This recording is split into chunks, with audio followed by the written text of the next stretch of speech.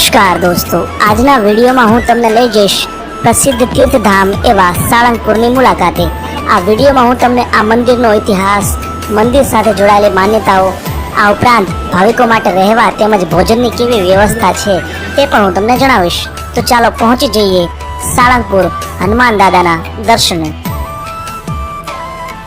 દોસ્તો, સાળંગપુરનું આ મંદિર અમદાવાદથી 150, રાજકોટથી 135 અને ભાવનગરથી 80 કિલોમીટરના અંતરે આવેલું છે। મંદિરમાં પ્રવેશ કરવા માટે અલગ અલગ ગેટ બનાવવામાં આવ્યા છે। આવા જ ગેટથી એન્ટર થઈને આપણે પહોંચી ગયા છીએ મંદિરના પરિસરમાં।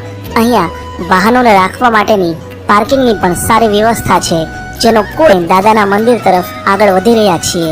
રસ્તામાં બંને સાઈડ તમને ભાવિકોને રહેવા માટેની જગ્યાઓ જોવા મળે છે।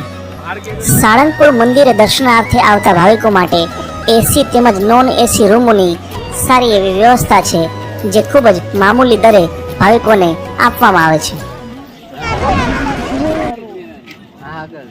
મંદિરના પરિસરમાં અન્ય પણ અતિથિગૃહ છે, તો જે મુજબ જગ્યા મળે તે મુજબ ભાવિકોને આપવામાં આવે છે।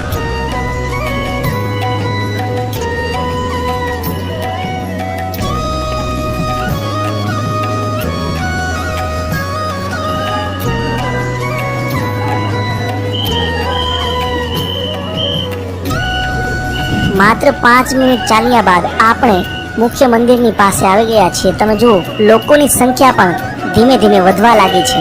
દોસ્તો, આમ તો સાળંગપુર દાદાનું મંદિર સવારે 5:30 વાગ્યાથી લઈ અને રાત્રે 9 વાગ્યા સુધી ખુલ્લું રહે છે, પરંતુ બપોરે 12 વાગ્યાથી 3:15 વાગ્યા સુધી મંદિર બંધ હોય છે। જો તમે પણ મંદિરના દર્શનાર્થે જતા હોય તો આ વાતનું ખાસ ધ્યાન રાખજો। દોસ્તો, હું જ્યારે સાળંગપુર પહોંચ્યો ત્યારે વાગ્યા હતા બપોરના 12:30, જેથી મારે દાદાના દર્શન કરવા માટે 2.5 કલાક સુધી રાહ જોવી પડશે। પરંતુ ચિંતા નહીં કરવાની, ત્યાં સુધી આ મંદિરના અન્ય વિભાગો પણ હું તમને દેખાડી દઉં, સાથે જ આપણે બપોરનું ભોજન પણ મંદિરમાં લઈશું।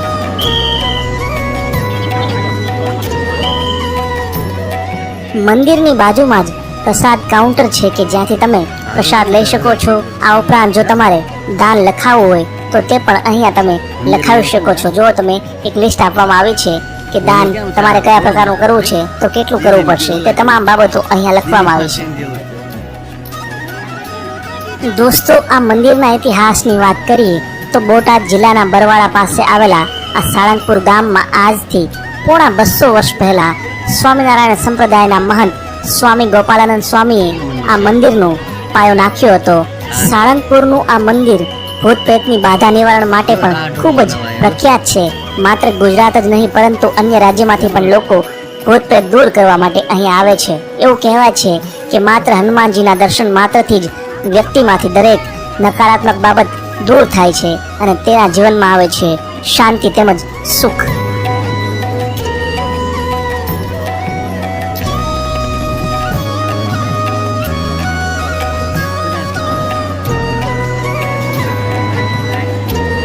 મંદિર પરિસરમાં જ આવેલા શ્રી હરિ મંદિરની પણ આપણે મુલાકાત લઈએ। વર્ષો જૂનું આ શ્રી હરિ મંદિર પોતાની કોતરણી તેમજ કાષ્ઠ કલા માટે ખૂબ જ જાણીતું છે।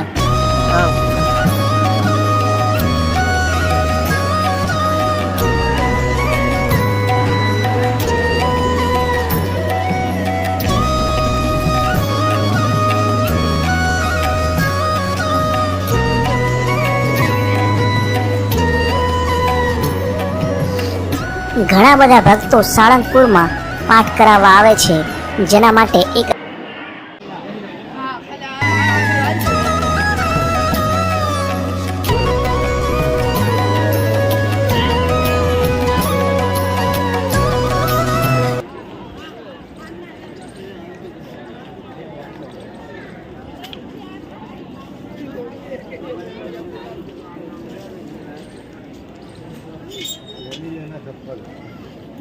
Ya. Tekan તો કેમ છે? આવે છે પાછળ? હા, પાછળ આવે? પાછળ આવે. ભોજનાલય. હે? ક્યાં? ના ના, ફેરી નાખો ના તું।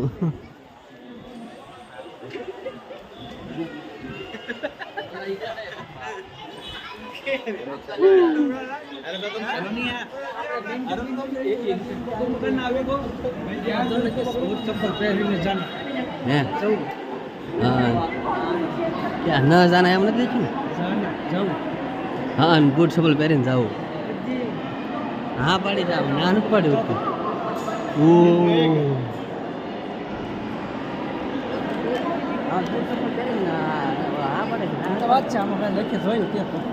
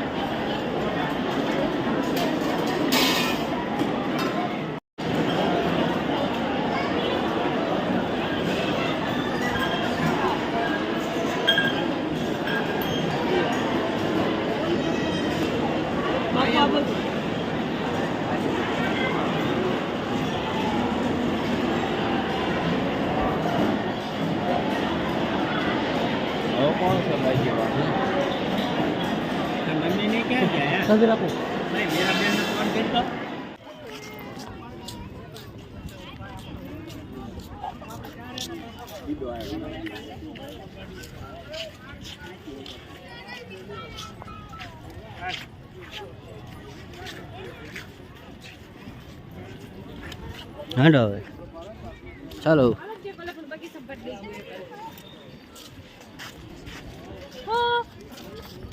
ફોટો પાડવાનો છે બગીચામાં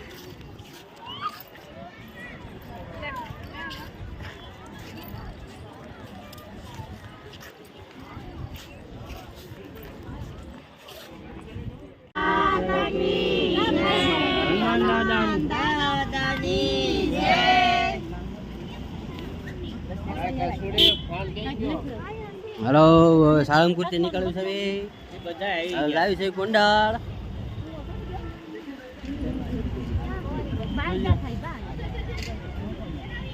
સાળંગપુર થી નીકળી જશે આપણો ટેમ્પો બોલેરો જો હેલો